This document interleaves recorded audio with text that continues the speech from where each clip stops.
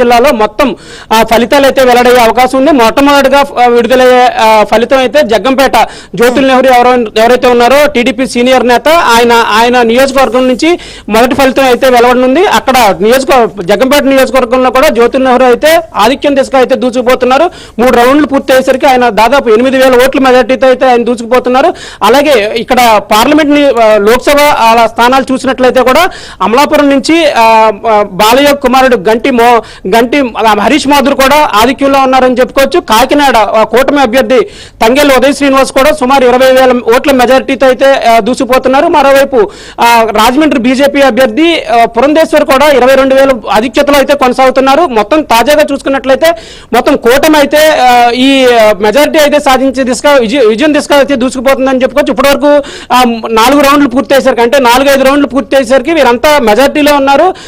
అధికార పార్టీ అభ్యర్థులు ఎవరు సమీప పోటీ ఇచ్చే పరిస్థితి కూడా ఇక్కడ కనిపించట్లేదు. Josna okay, right Uday.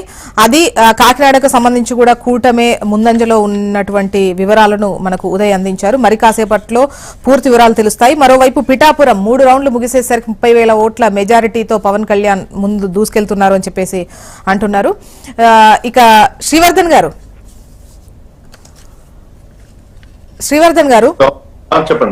చెప్పండి. అంటే రిజల్ట్స్ వస్తూ ఉన్నాయి, బట్ మీరు అనుకున్నటువంటి అంచనాలు కాకపోయినా ఆల్మోస్ట్ గట్టెక్కడం అని కాదు, కాస్త బెటర్ పర్ఫార్మెన్సే 3వ రౌండ్ తర్వాత బీజేపీకి అండ్ ఎన్డీఏ కూటమికి కనిపిస్తోంది.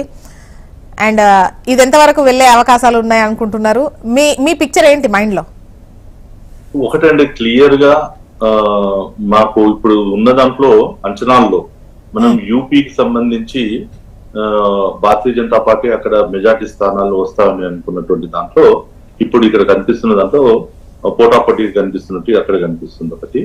2 మహారాష్ట్ర విషయంలో 3 వెస్ట్ బెంగాల్ కు సంబంధించి మేము టీఎంసీ కన్నా ఆధిక్యంలో ఉంటాం అనేది మా యొక్క అంచనా.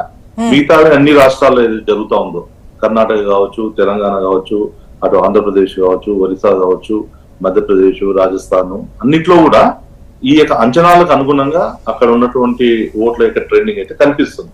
సో ఈ యొక్క ఏదైతే ఉందో ఈ చివరి దాంట్లో యూపీ, బీహార్, మహారాష్ట్ర, సో దాన్ని అధిగమిస్తామనేది ఒక నమ్మకం అయితే ఉంది. 1. బీహార్ లో గత ఎన్నికల్లో ఏదైతే నితిన్ అండ్ భారతీయ జనతా పార్టీ యొక్క దాంట్లో మెజార్టీ స్థానాలు తీసుకోగలిగాము.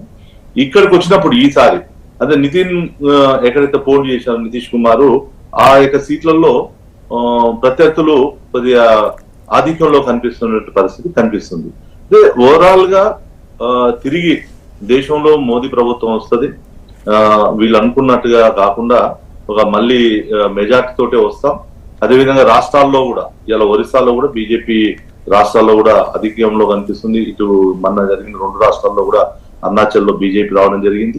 సో ఇక చివరిగా మనం ఏమనుకుంటాం అంటే దగ్గరికి వచ్చే కొద్ది, అంటే ఇప్పుడు 3వ రౌండ్ 3వ రౌండ్ కానీ ఉన్నాం దేశవ్యాప్తంగా, దగ్గరికి వచ్చే కొద్ది మంచి పర్ఫార్మెన్స్ వస్తుంది. ముఖ్యంగా తెలంగాణకి వచ్చేసి ఇలా కాంగ్రెస్ పార్టీ మరి